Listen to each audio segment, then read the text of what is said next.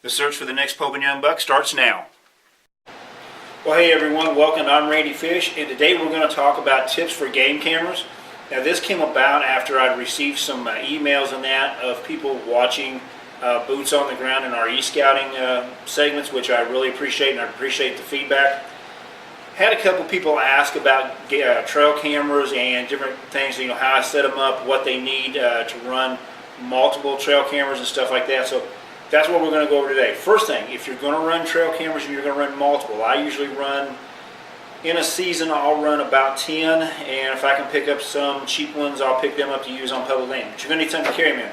This here is just an old lunchbox cooler that I like to use. It's got multiple pockets, and it's got the big section there for the cameras.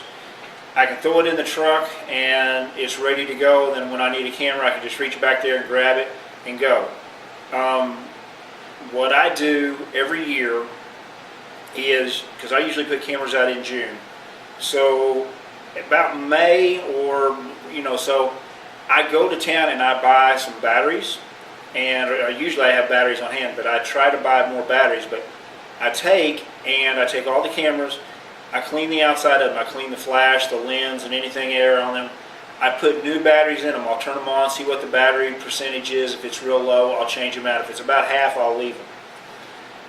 But I go ahead and I get them ready. That way when I go to put them out, they're ready to go. So, like I said, got the bag here. Of course, one thing you're going to have is you're going to have your cameras. Now, I will say this. If you're going to run multiple cameras, you're going to see that I use, if I can get them untangled here, I use basically two styles. I really like these Muddies. I forget what model this is, but it runs about $80 on their website. You can buy it in a bundle where it'll have the card and the batteries and all that. And then I also use these Bushnell, I think they're called the Aggressors. I buy them and I spend about $100 for them. Both of them seem to do real good, especially at night. The Bushnell you can hook up to a charging pack or solar pack.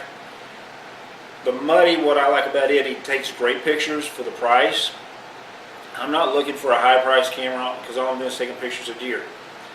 But it's real versatile. They're lightweight, so if I want to go into a location and I want to put 5 or 6 cameras, I can put them in the backpack with about no weight. They're easy to maintain, they're easy to operate and set up. Both cameras are easy to operate and set up. So that's just one thing you might think about. I'd really like to switch. I'm probably going to end up switching over to just one camera. That way I always know how to set them up. I don't have to worry about the different menus and things like that. Like I was saying earlier, batteries.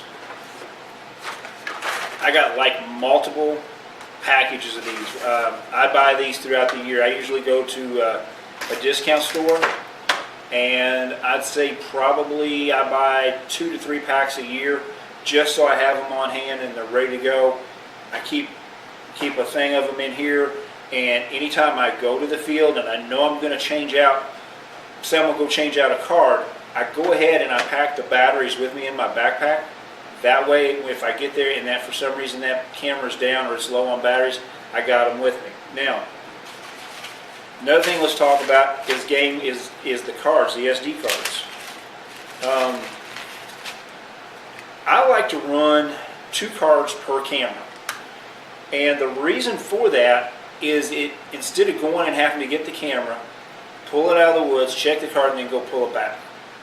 I can run 2 cards. You can buy these. They're not that much. Sometimes you can get double packs if you want to spend just a little bit more money. And that way I can go in, I can pull that old card out, put a new card in it, make sure the batteries are good, and I can keep that camera running, because you'll find that I will run cameras pretty well all season long. The only reason these 2 cameras are here today is because I'm getting ready to take them to another location and put them out.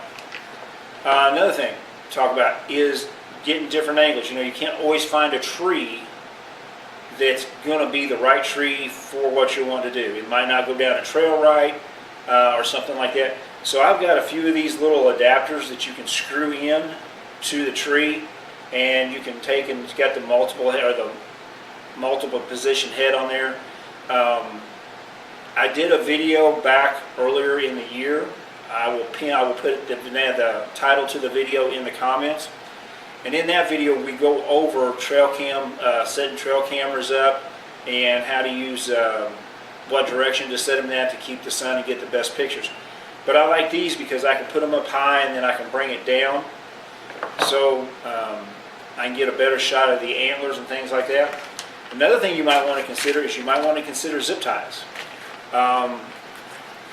You know, somebody walks in the woods and they see your camera and it's not secured to the tree, well, they're going to take it. Now, they might not have a knife. You can use zip ties to do that. Basically, the big thing I use zip ties for is I went to a farm discount store and they had these aluminum poles. They weren't really fence posts, but they're an aluminum lightweight pole. And those are really great because they go in the ground easy, and I can take the camera and I can actually zip tie it to that little post.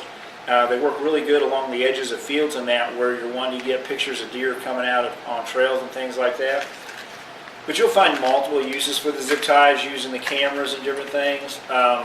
One of the things I am looking at for public land is I'm looking at going to a cable with 2 ferrules on the end to make a loop and a lock. That way I can put my camera on the tree, I can run that cable around there, and then I can lock the camera down, but I can also lock the door to the camera to keep my SD card protected so nobody will steal it. I think that's going to be a pretty inexpensive thing to do. Hey, I wanted to take a minute and give a big shout out to the American Hunting Revolution magazine. Well, it's actually an organization, but they do put out a magazine. Take a few minutes and Google it, American Hunting Revolution. You can get a subscription. It's a great magazine. They have some apparel, as you can see here. They've got shirts, hats. They also have some services for the outdoorsman that you might be interested in, especially if you're going to get in to maybe doing like a website of that. They can help you design it. So like I said, take a moment, check them out, and check them out on Facebook. Okay, besides the zip ties, I also carry bungee cords. I've actually, well, I don't have them all here, but I carry a couple different size bungee cords just because, like I said, sometimes maybe the strap won't fit on there. I've actually got a couple cameras that are out that the straps got real bad on them. They wore real bad, so I just bungee tie them to the tree. Makes it a little bit easier, a little bit quicker and things. Also, another thing to consider is, like we was talking about with the cables and that, consider some type of padlock. Now, I use the key, but I can tell you there's been a number of times these little key locks that I've actually forgot the key. The key's in the top of the bag. I've actually went to using a little combination type lock, because that way I can take and I can set these. These are actually ones that you use on your luggage when you're flying in that. You can go in and you can set the combination to what you want, which makes it nice because then when you get to that camera, it's the same combination for all of them. I don't have to worry about forgetting a key like I do multiple times. So that's just some of the things that I use when I'm doing this. Like I said, check out our video on tips on how to set up game cameras to get more effective photos and stuff like that. Until next time, good hunting. Well, hey, I just want to take a moment and thank you for watching this video. I urge you to please, if you would, help me out if you would subscribe to the channel by either clicking the subscribe button or the little watermark over here in the corner. Also, if you want to be notified of every time we post new content, click on the bell. I would really appreciate your comments, questions, or concerns. It would help me out a lot. Thanks for watching.